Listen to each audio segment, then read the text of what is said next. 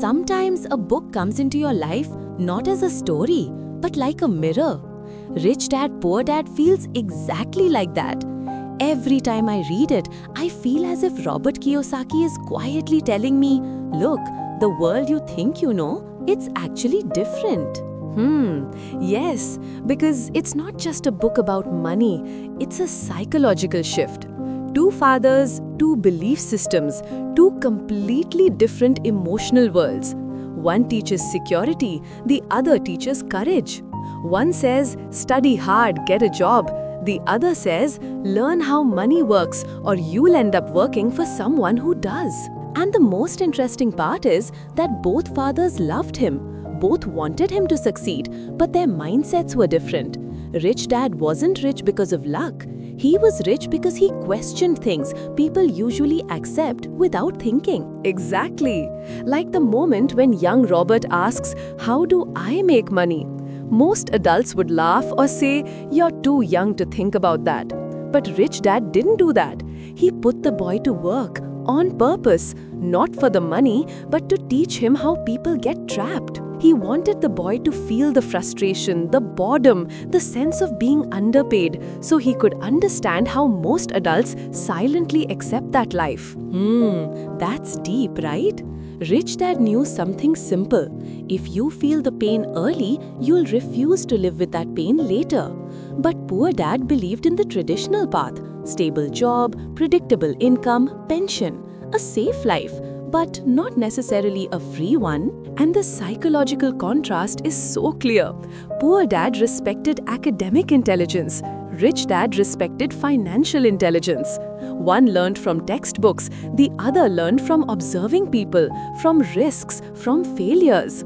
It's like the book is asking us quietly, what kind of intelligence do you depend on? I felt that strongly in the chapter where Kiyosaki talks about emotions, fear and desire. People work for money because they fear not having it, and then when they get money, desire takes over. Fear pushes them into jobs, desire traps them into spending. It's such a simple cycle, but most of us never notice it. Yes, and Rich Dad teaches him to step outside that cycle. He says, don't let emotions control your decisions. Learn to control the emotions and let the mind lead. That's not just financial advice, that's emotional maturity. And the idea of the rat race is psychological too. People get a salary, feel excited, spend it, have needs, wait for next salary. Months become years and life becomes a loop.